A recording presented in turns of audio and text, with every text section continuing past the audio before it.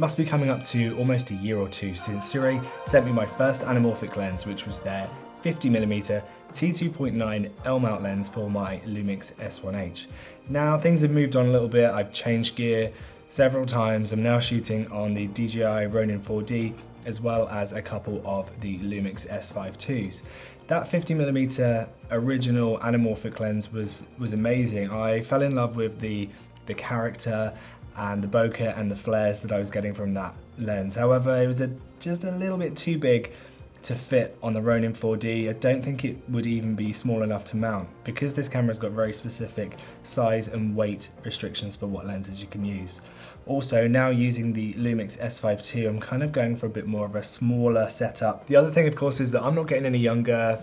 The Ronin 4D is not getting any lighter. I'm really missing the kind of character that you're getting from anamorphic lenses and vintage lenses in general. So Sirui have recently reached back out to me and they said, hey, we'd love you to try out our new Saturn series lenses. They are available in L mount. They are small and light enough to fit on the DJI Ronin 4D as well as the LUMIX S5II. I recently took these lenses out on the Ronin 4D for a little shoot with my friend Clementine, just to see how each of the focal lengths worked on the Ronin 4D with the LiDAR autofocus. Now both of these cameras actually offer an anamorphic setting in their display, so you can actually see a de-squeezed version of what you're shooting directly in camera.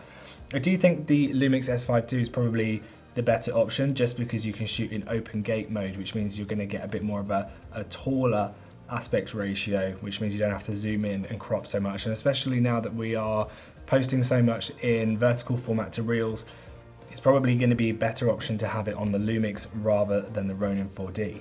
So Sirui have very kindly sent me 3 lenses. They've sent me the 35, which is out already, the 75 and the 50, and these are all T2.9, all have the focus gears and aperture gears all in the same place. So these are going to be perfect for me to be able to swap over onto the Ronin 4D, swap them straight onto the LUMIX S5II, and yeah, they're just really super small, lightweight, and they must be like half the size of my previous anamorphic lens. One thing to consider when using the Ronin 4D with manual lenses is that you'll need to manually configure them because there's no electronic communication between the lens and the camera body. It doesn't know how to set the LiDAR autofocus. So there's a calibration process which you can go through, but once you've done that, you can just press on the menu, pull up which lens you're using, and it will recall those autofocus LiDAR settings. These are the blue flare version, and the minimum focus distance is 0.9 meters, so it's not too close. You can't focus too close to things, so you have to kind of remember that when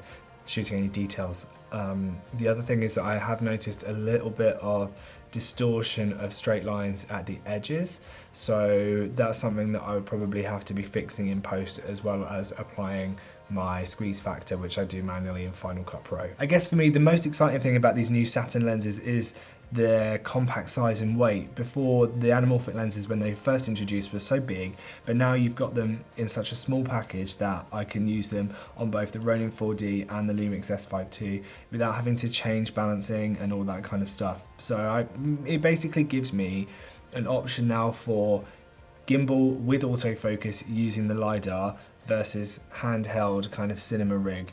So it gives me that flexibility to be able to swap between the two without adding so much weight and bulk. The 35mm is already available to buy, but the 50 and the 75mm are now available on pre-sale. So if you've got any questions about these lenses, let me know in the comments below. Thank you so much again for watching, and I'll see you in the next one.